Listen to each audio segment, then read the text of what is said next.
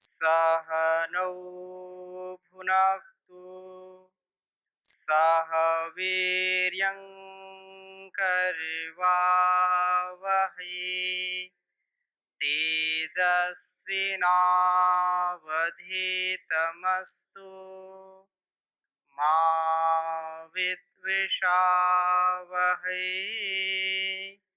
ओम शांति शांति शांति।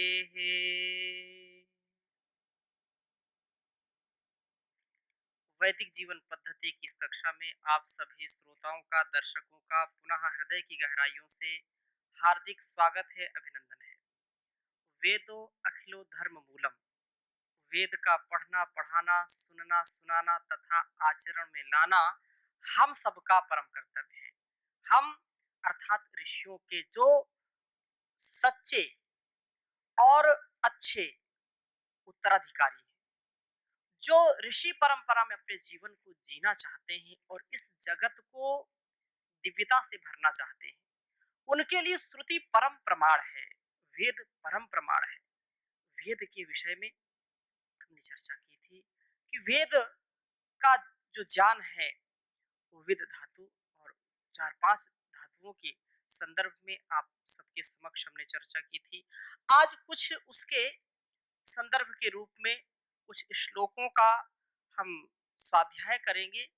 मनुस्मृति, रामायण और महाभारत आदि जो हमारे प्राचीन ग्रंथ हैं, जो ऐतिहासिक ग्रंथ हैं, जो धर्मशास्त्र हैं, उन स्मृतियों, उन धर्मशास्त्रों और हमारे गौरव को बढ़ाने वाले जो ग्रंथ हैं, उनमें वेदों का क्या महत्व है और वेद क्या है, वेद का हमारे जीवन और इस जगत में, हमारे आचरण व्यवहार में क्या प्रभाव पड़ता है, ये हम चर्चा करेंगे। तो बहुत ही सुंदर बात कही है कि वेद का जो ज्ञान है, वो कहा कि या वेद बाह्य स्मृतयो याश्च काश्च कुदृष्टयः सर्वास्ता निष्फलाः प्रेत्य तमोनिष्ठा ही ता स्मृताः। महर्षि मनु कहते हैं कि जो पितर हैं, देव हैं, पितरों, देवों और साधारण मनुष्यों का जो शाश्वत नेत्र है वो क्या है? वेद है। वेद नेत्र के समान काम करता है। वेद क्या है? हम यही तो पढ़ रहे हैं, वेद क्या है? तो वेद नेत्र के समान है, आंख के समान है वेद। इस श्लोक को मैं आपके समक्ष लिखता हूं। मैं 2 श्लोक यहां पर लिखता हूं क्योंकि दोनों संग में होंगे तो ज्यादा बात समझ में आएगी। साथ साथ 2 श्लोक हैं, दोनों को आपके लिए लिख रहा हूं। पितृ देव मनुष्याणाम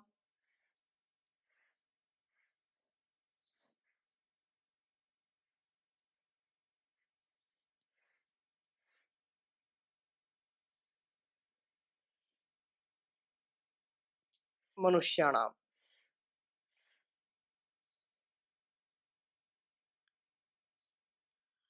वेदश्चक्षुः सनातनम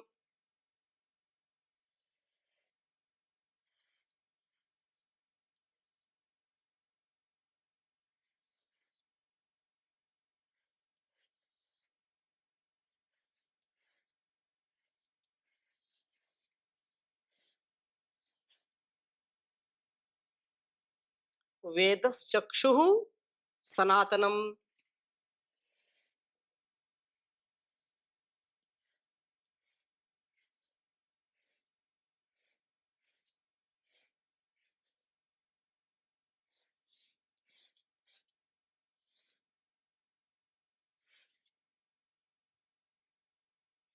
अशक्यम च प्रमेयम च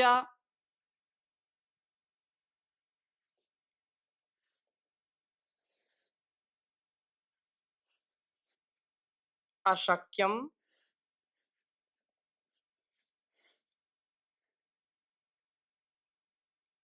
चा प्रमेयम।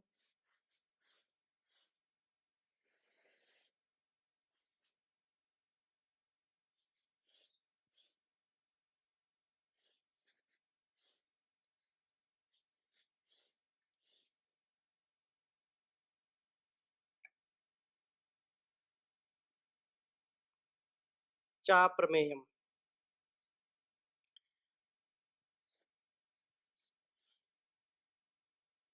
वेद शास्त्रमिति स्थितिः।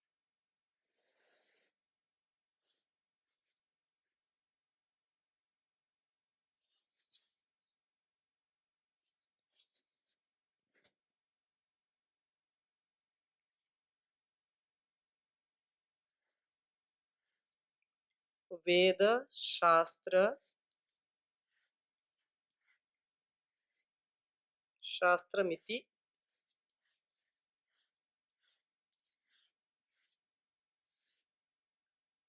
स्थितिः।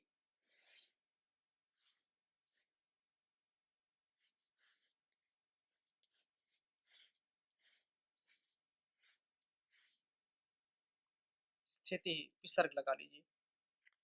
स्थिति ही।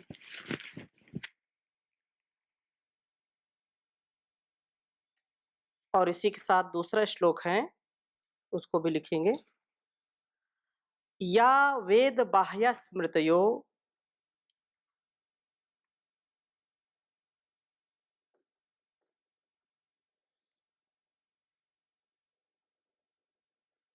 या वेद बाह्य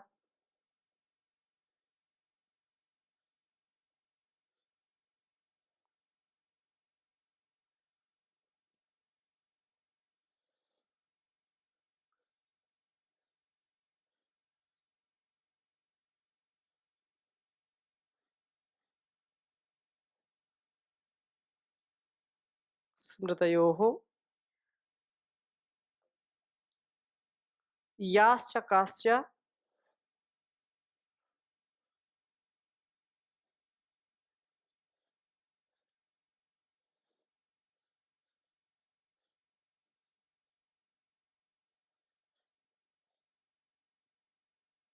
कुदृष्टयः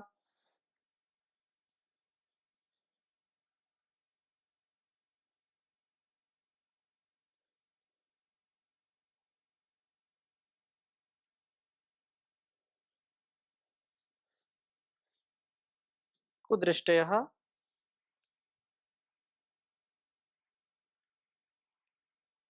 सर्वास्ता निष्फलाः प्रेत्य।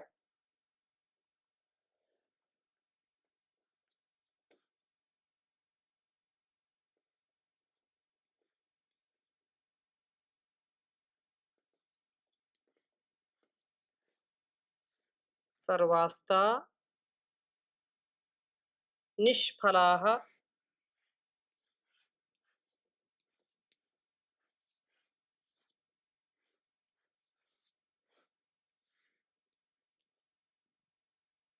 प्रेत्यः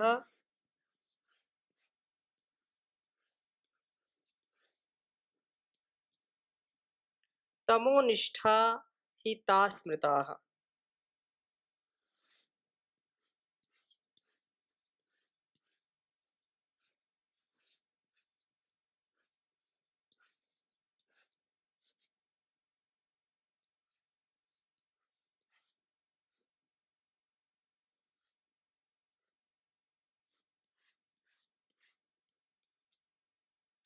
ताः स्मृताः।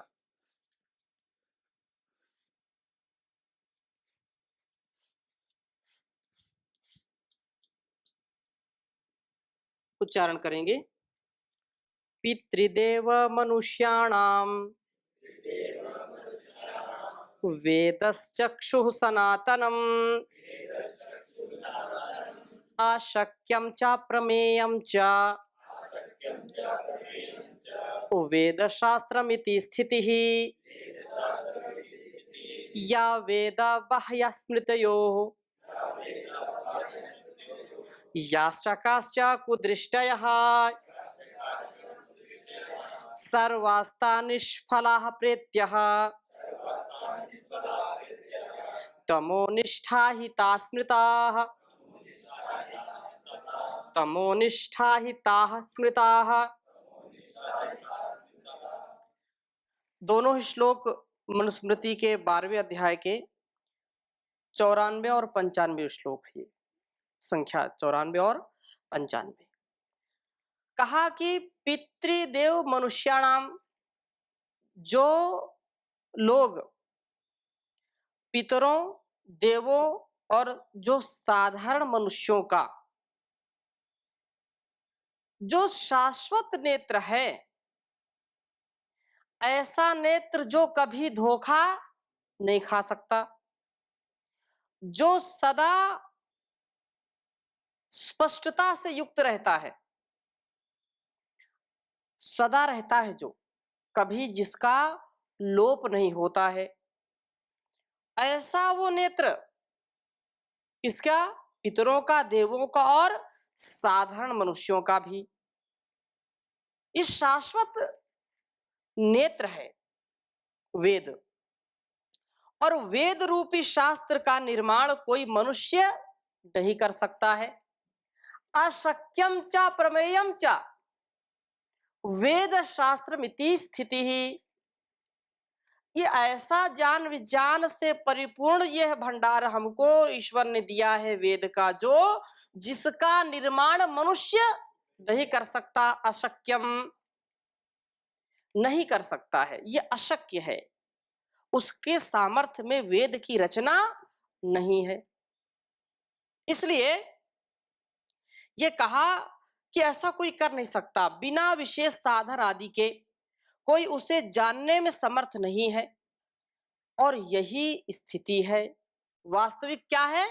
स्थिति है, यही यथार्थ तथ्य है, यही सत्य है कि मनुष्य का इतना सामर्थ्य नहीं है कि वो वेदों की रचना कर सके। अच्छा ये बताइए, मनुष्य का ज्ञान कहां से मिलता है? वेदों से मिलता है। और वेद को कह दिया कि यही शाश्वत नेत्र है हमारा। अगर हम इसको भौतिक नेत्र की भी यदि हम कल्पना करते हैं, तो आंखों में क्या सामर्थ्य मनुष्य दे सकता है देखने का? मैं प्रश्न पूछ रहा हूं। ये तो शाश्वत नेत्र है, ज्ञानमय, क्योंकि तीसरा नेत्र ज्ञान का ही होता है। तीसरा नेत्र किसका है? ज्ञान का। उसका भी कौन देने वाला है? परमपिता परमेश्वर है। हम कहते हैं ये भौतिक जो आंखें हैं, जिनको हम बहुत कुछ मानते हैं और इसमें इधर उधर करते रहते हैं, इसमें जो दृष्टि अर्थात देखने की जो शक्ति है, दर्शन की जो शक्ति है, वो कोई वैज्ञानिक दे सकता है क्या? कोई माई का लाल पैदा हुआ है क्या? अगर ऐसा हो जाए तो कोई फिर अंधा ही ना हो। यदि ऐसा हो जाए तो दुनिया में अभी छोटे छोटे बच्चों को भी बड़े मोटे चश्मे लगते हैं, कोई चश्मा ही ना लगाए, क्योंकि मनुष्य के हाथ में वो तो हो गया ना। मनुष्य के हाथ में जैसे बटन दबाते हैं, रेगुलेटर दबाते हैं, रेगुलेटर बोलते हैं, कम किया पंखा, तेज कर दिया। ऐसे ही हम अपनी आंखों की रोशनी को जब चाहे तेज कर दे, जब चाहे कम कर दे। वो दृष्टि अलग है कि भोग भोगेंगे तो रोग होंगे, तो आंखों की रोशनी भी कम होगी। कुछ माता पिता से भी ऐसे रोग आते हैं। इसमें मैं केवल उदाहरण दे रहा हूं, किसी को अपने दिल से नहीं लगाना। तो आशय केवल ये है, केनोपनिषद में बहुत सुंदर बात कही केनाचार्य ने, केनेशितम पतति प्रेषितम मनः, केन प्राणः प्रथम प्रैतियुक्तः, केनेशिताम वाचमिदाम वदन्ति, चक्षुश्रोत्रम का उदयो नक्ति। ये सारी जो इंद्रियां हैं, इसको कौन युक्त करता है? इस चक्षु को कौन शक्ति देता है कि वह पदार्थों को देखने में सक्षम हो जाती है? फिर ये बात कही कि यह चक्षुषा न पश्यति, येन चक्षुंषि पश्यति तदेव ब्रह्म त्वं विद्धि नेदम यदिदम उपासते। तुम जो संसार में इन आंखों से देख रहे हो, आंखें जिसको देख रही वो ब्रह्म नहीं है। फिर कौन सा ब्रह्म है? कह रहे हैं कि येन चक्षुषा पश्यति, जिसके सामर्थ्य से, जिसकी दी हुई शक्ति से, जिसकी दी हुई दृष्टि से इस संसार को हम देखते वो ब्रह्म है। भ्रम में मत रहना। इन आंखों को भी, भौतिक आंखों को भी देखने का सामर्थ्य कौन प्रदान करता है? परमपिता परमेश्वर। और जो तीसरा नेत्र है वेद, उसका भी उपदेष्टा कौन है? उपदेश करने वाला कौन है?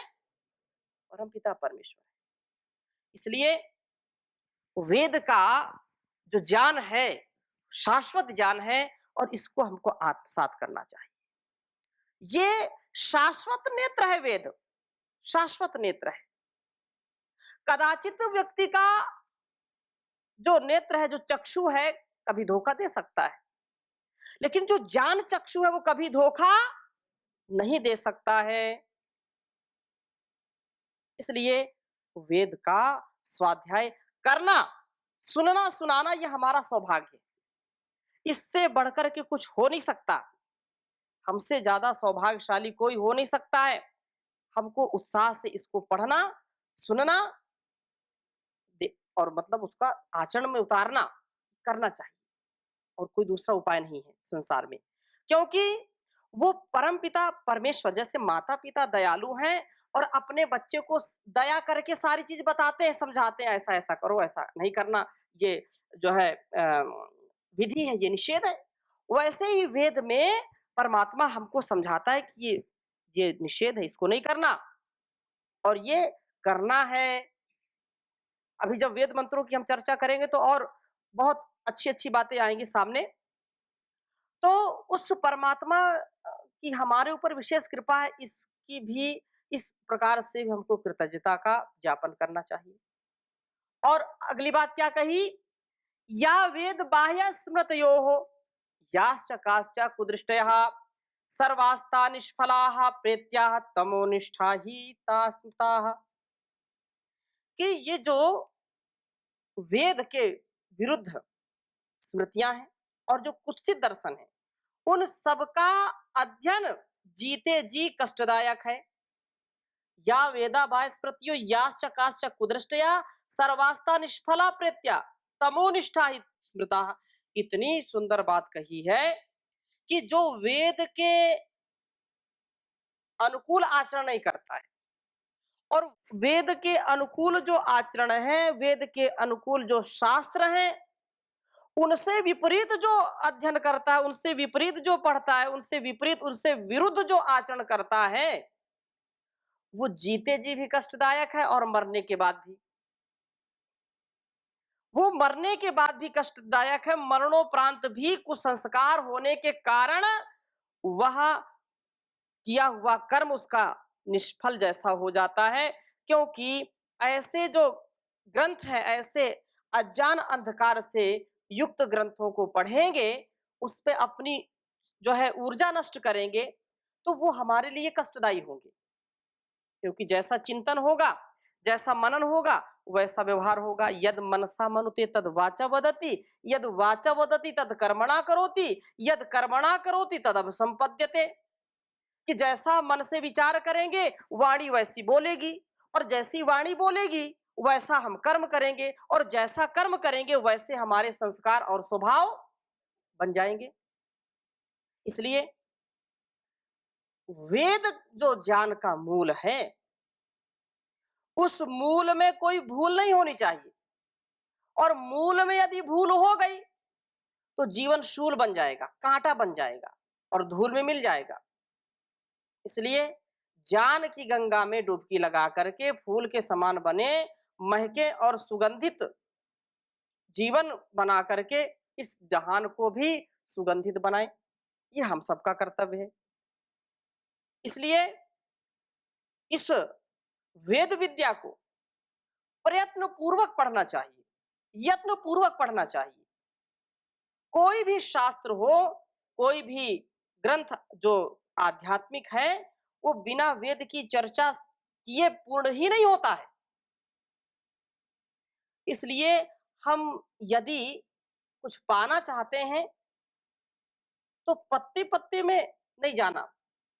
यदि मूल को पकड़ना है तो आप नीचे से पकड़ोगे ना, उसका तना पकड़ेंगे। पेड़ को हिलाना है तो क्या पकड़ेंगे आप? तना पकड़ेंगे ना, जो मूल है। और पेड़ को हिलाना है, आप एक डाल हिला रहे हैं तो पेड़ हिलेगा क्या? नहीं हिलेगा। इसलिए मूल को पकड़ लीजिए तो सारी विद्याएं आ जाएंगी। अन्य विद्याओं पर हमको, अन्य ग्रंथों पर अनावश्यक समय नष्ट नहीं करना है। उनको अपने स्वाध्याय में लाएंगे तो जो उसमें कुछ संकुचित संकीर्ण बातें होंगी उन पर भी हमारा ध्यान जाएगा और जिससे हम लक्ष्य से भटक जाएंगे, सत्य तक, तथ्य तक नहीं पहुंच पाएंगे। अतः जो मूल है, मूल से जुड़ने का प्रयास करें। आप कल्पना करिए, आपको दिल्ली जाना है। दिल्ली जाना है, हाईवे से जाएंगे कि जो है जहां कांटा खूंटी गड्ढे हैं उस रास्ते से जाएंगे? दिल्ली तो पहुंच जाएंगे। कैसे जाना है? हाईवे से जाना। जब हाईवे है, जान का जो हाईवे है, जो ठीक ठीक रास्ते से जाते हैं वो मंजिल को जल्दी पाते हैं। आपको बहुत अच्छी नई गाड़ी दे दी जाए और बोले दिल्ली निकलना है, कैसे भी निकलो। आप जाकर के कहीं रास्ते से ऐसे भूल भटक गए, कांटे खूंटे में जाएंगे तो अच्छी खासी गाड़ी भी बिगड़ जाएगी, पंचर हो जाएगी, हवा निकल जाएगी, परेशान होंगे कि नहीं? और जब हाईवे बताया गया है, इसमें कोई गड्ढा नहीं है, कोई खूंटा नहीं, कोई खूंटी नहीं, कोई कांटा नहीं, इसीलिए है बनाया रास्ता कि आप मंजिल को पा जाएं। अब जो रास्ता बना है दिल्ली जाने के लिए, उस रास्ते को आप छोड़ करके भूल भटक करके जाएंगे, अटक करके जाएंगे, तो हालत शरीर की भी खराब होगी, इस साधन की भी खराब होगी और जो जिस साधन को हमने अपनाया वो भी खराब होगा। इसलिए निवेदन है, यह कर्तव्य भी है कि हम वेद के ज्ञान को आत्मसात। जूठन खाने से कुछ नहीं मिलेगा। अरे जब 56 प्रकार की भोज्य सामग्री हमारे सामने उपलब्ध है, उसको छोड़ करके कोई पत्तल चाटने जाएगा क्या? जो समझदार व्यक्ति है कम से कम वो तो नहीं जाएगा। तो सारे वेद का जो अध्ययन स्वाध्याय करता है, सारे ज्ञान का जो मूल है, संसार में जितनी भी विद्याएं हैं उन सबका जब मूल वेद है तो वेद को छोड़ करके हम कहाँ जा रहे हैं, कहाँ भटक रहे हैं?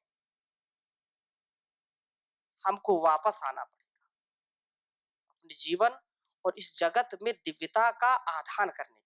और कोई दूसरा उपाय नहीं है, संभव नहीं है। इसलिए परमात्मा से प्रार्थना करें और वो हमको सदा ऐसे ज्ञान से, ऐसे अविद्या से, ऐसे अधर्म से, अन्याय से, अभाव से दूर कर दे और जो धर्म है, जो ज्ञान है, जो विद्या है, जो पूर्णता है, जो पवित्रता है, उससे युक्त कर दे। इसलिए कहा, दयामय देव सुख दाता, पिता तू ही हमारा है। तुझे प्रभु छोड़ कर जग में न कोई हमारा सहारा है। कृपा कर के कृपा सागर हृदय में तू हमारे आ। प्रकाशक पाप नाशक तू, तू ही सबका सहारा है। दयामय देव सुख दाता, पिता तू ही हमारा है। अविद्या क्लेश बंधन का पिता तू काटने हारा। हमारे पर दया कर दे, तुझी ने विश्व धारा है। न हमको चाह है यश की, न कुछ काम ना धन की, तुझे बस चाहते हैं हम, न तेरे बिन गुजारा है। दयामय देव सुखदाता, पिता तू ही हमारा है। दया का सिंधु होकर भी न दोगे गर शरण हमको, तो जाएंगे कहाँ भगवन, तू ही सबका सहारा है। दयामय देव सुखदाता, पिता तू ही हमारा है।